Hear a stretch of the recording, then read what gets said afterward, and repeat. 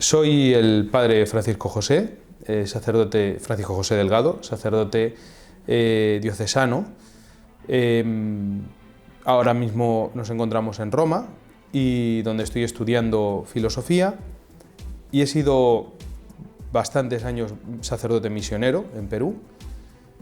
Y voy a hablar el día de hoy sobre Lutero. Es un tema importante para enfocar la situación actual del diálogo entre la Iglesia Católica, el luteranismo, y nos ayuda a ponernos en la perspectiva de la verdad, que es fundamental cuando se tratan estos temas.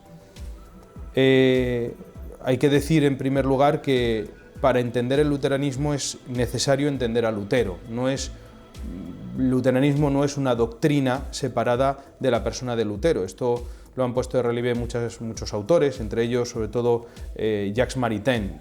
Tiene un libro bastante interesante no solamente sobre Lutero, Descartes y Rousseau, que se llama Tres Reformadores, y él presenta sobre todo el luteranismo de esta manera, ¿no? Él dice que el luteranismo es como un desbordamiento del yo de Lutero. Entonces, para entender el luteranismo, más que una exposición de las doctrinas, que es necesario, es fundamental atender a la vida, a la personalidad de Lutero.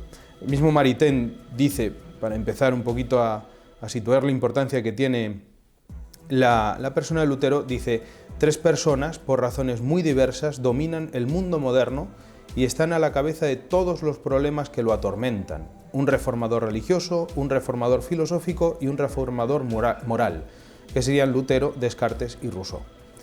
Bien. Por lo tanto, hoy comenzaremos hablando de la biografía de Lutero, unas breves pinceladas, porque sería un tema bastante extenso.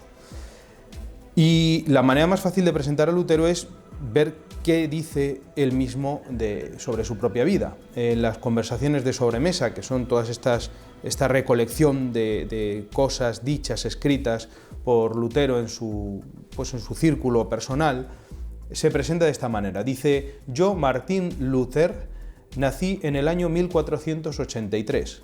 Mi padre fue Juan, mi madre Ana y mi patria Mansfeld. Mi padre murió en el año 30 y mi madre en el 31. En el año 1516 comencé a escribir contra el Papa. En el año 1518 el doctor Staupitz me liberó de la obediencia de la orden y me dejó solo en Augsburg, donde había sido citado para comparecer ante el emperador Maximiliano y el legado pontificio, que estaba allí por aquel entonces. En el año 1519 me excomulgó de la Iglesia el Papa León, lo cual constituyó una segunda liberación. En 1521 me proscribió el emperador Carlos en una tercera absolución, pero el Señor me acogió. Eso dice Lutero sobre sí mismo, es como el resumen. Importante, claro, esto ya lo dice pues pasando todos los acontecimientos que vamos a hablar, pero es importante que él plantea su vida de entrada como una lucha contra el Papa. Eso es en lo que él centra. En el año 1516 comencé a escribir contra el Papa. Menciona aquí el tema de la obediencia de la orden, porque Lutero era monje, fraile agustino. Él se hizo fraile, según él mismo comentó, porque en un momento de terror, en una tormenta, pues le prometió, creo que es a Santa Ana, que si se salvaba se hacía fraile. Y bueno, pues se salvó y entró en la congregación. Es una manera un poco extraña de recibir la vocación, que me parece muy recta, pero eso es lo que él mismo dice. De hecho, su padre no quería que entrara en el convento y bueno, pues él se justifica de esta manera, ¿no? Es que yo hice esta promesa. Y él, narrando sobre su propia vida, y es lo que se dice de él, pues parece que al inicio intentó ser un fraile observante, un fraile comprometido. Siempre se pone o se quiere intentar leer la vida de Lutero desde este punto de vista de la sinceridad, de la entrega personal, pero el problema es que es muy posible que su manera de enfocar la vida religiosa no fuera el más adecuado.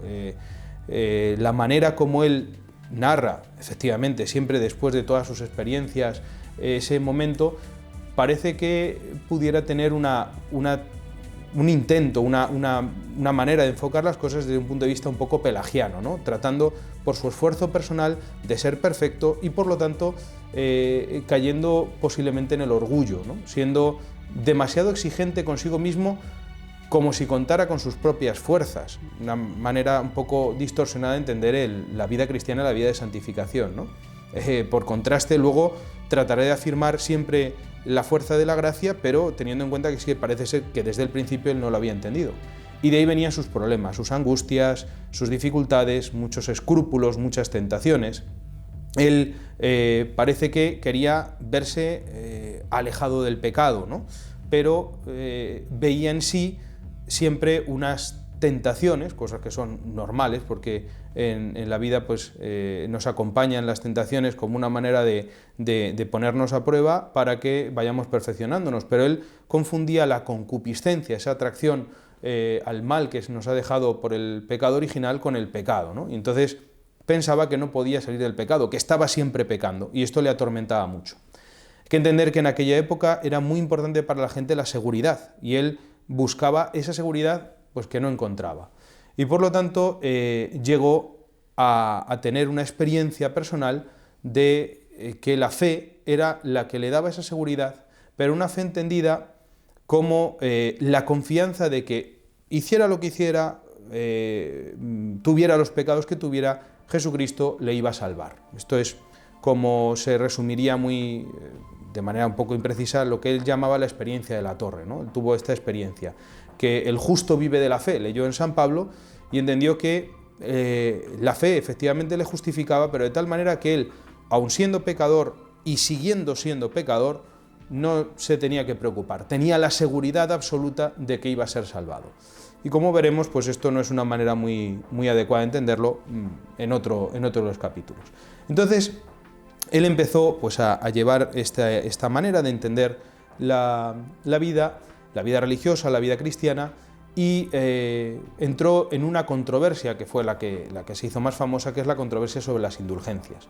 Hay que entender que en aquella época pues se estaba construyendo, por ejemplo, la Basílica de San Pedro, tantas otras cosas en la cristiandad, y como siempre ha pasado en la historia de la Iglesia, porque esto ha sido un continuo, pues las indulgencias han sido una manera de mover a los católicos para que colaboren de distintas maneras con obras, bien a su santificación a través de peregrinaciones, etcétera, o a la obra de la Iglesia. Y entonces se daban estas indulgencias, que eran pues un documento, normalmente solía haber del Papa, donde se concedía unos beneficios espirituales a quien hiciera una determinada obra.